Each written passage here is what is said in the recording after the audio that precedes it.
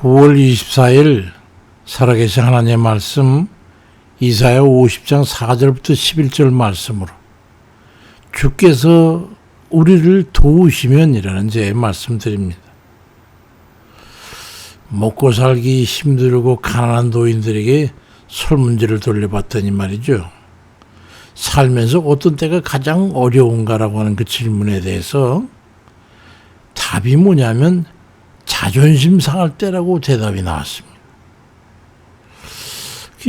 가난과 궁핍으로 인한 그 어떤 어려움보다도 가난으로 인해서 겪게 되는 업신여김 받고 고립되고 굴욕적인 그런 상황에 부닥칠 때 괴롭게 여긴다는 거예요.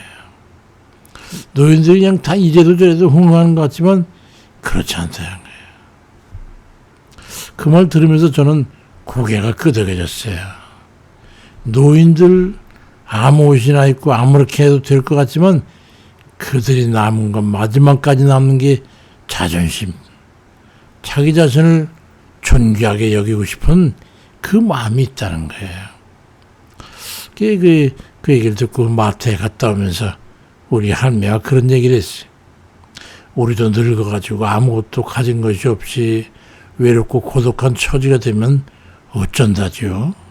그랬더니 우리 할매가 내가 살아있는 한 무엇든 것을 해서라도 당신 굶지 않고 비굴하게 누군가가 사정하지 않게 하겠다고 걱정 말라. 걱정하지 마세요. 그래서 잘 부탁합니다. 그렇게 말을 하고서 돌아왔지요. 어쨌든 기분 좋더라고요. 지금부터라도 우리 할매 뒤를 잘 붙어 다녀야겠구나. 그런 생각이 들더라고요.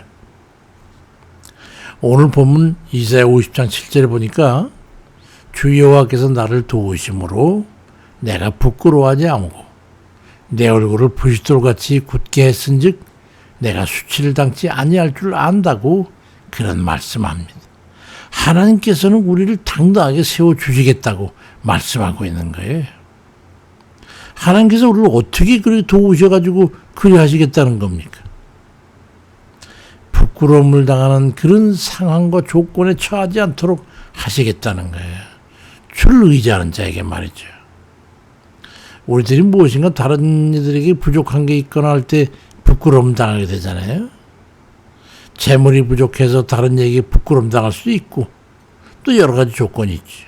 잠언 30장 9절에도 보니까 내가 가난하여 도적질하고 내 하나님의 이름을 욕되게 할까 두려워함이라고 말씀하고 있습니다.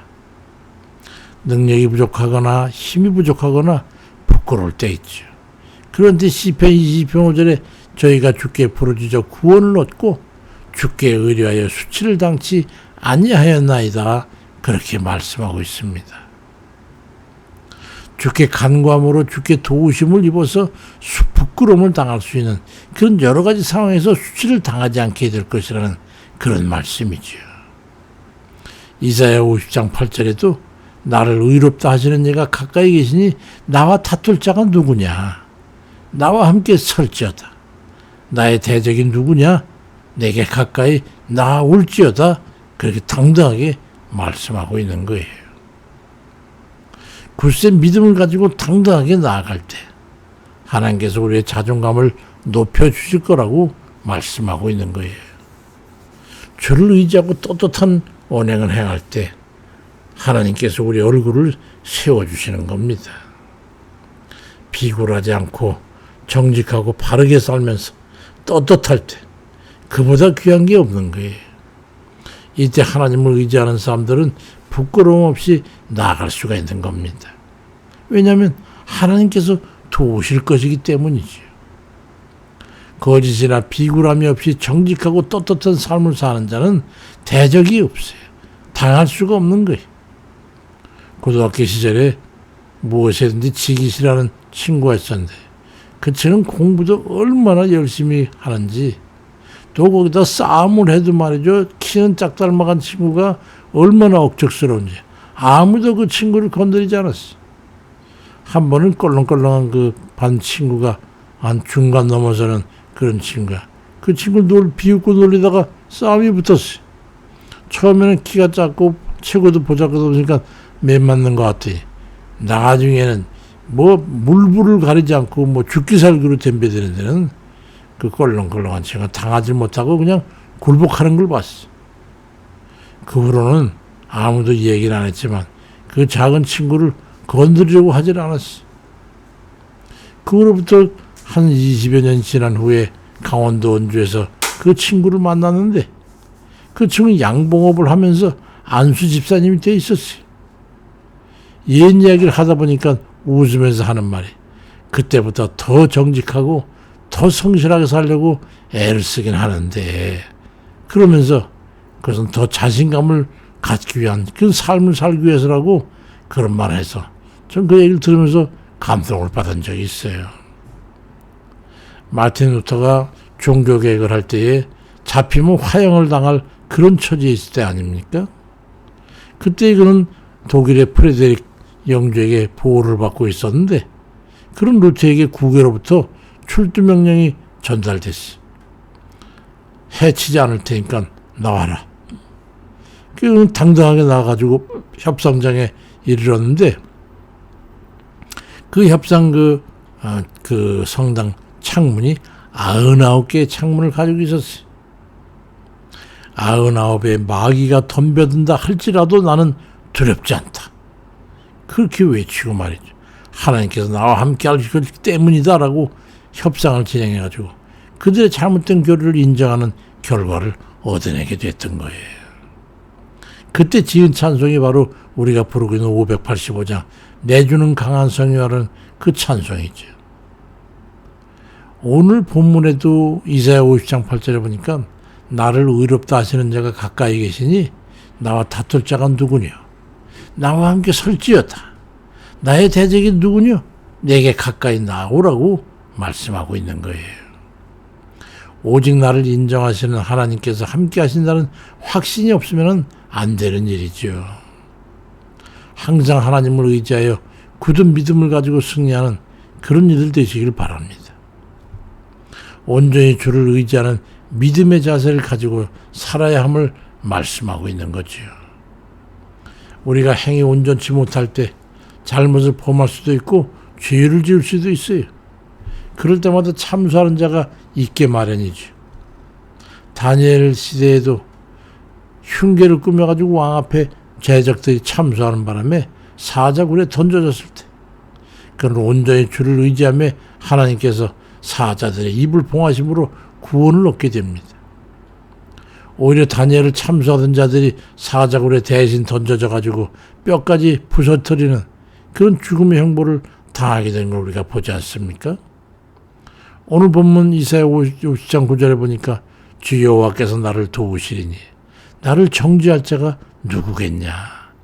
그들은 다 옷과 같이 헤어지며 조맥에 먹히리라고 말씀하고 있습니다. 어떤 악한 속에서도 오직 주를 의지해서 우리는 당당해야 되는 거죠. 참 쉽진 않지만 용기를 내야 됩니다. 믿음을 가지고 말이죠. 굳건한 믿음으로 승리하는 그런 이들 되시길 바랍니다.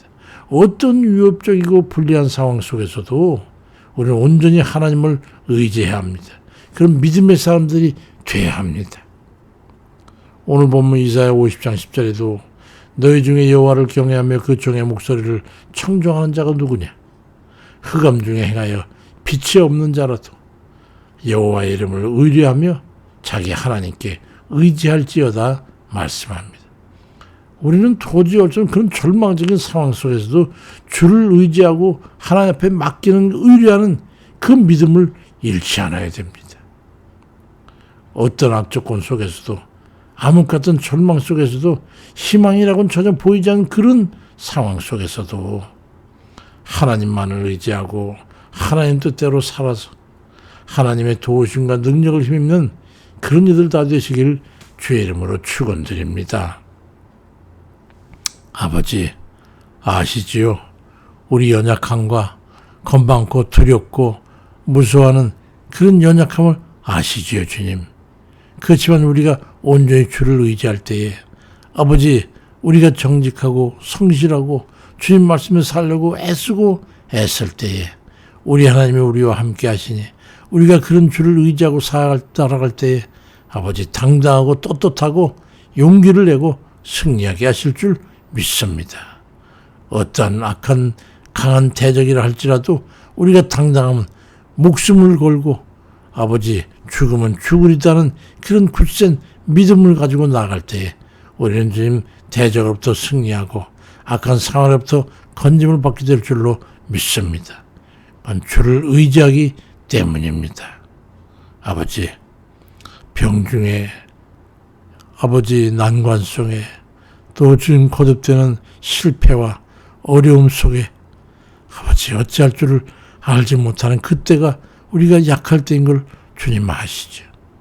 그렇지만 우리 연약할 때 우리가 더 간절함으로 주를 의지하고 믿음으로 나아갈 때 그때가 바로 우리 주님께서 우리에게 능력을 베풀 때임을 믿고 그것이 우리의 가장 강한 때임을 자각하고 오직 주만 믿고 의지하고 주께 의지해 나가는 그런 저희들에게 아버지 인도해 주시옵소서.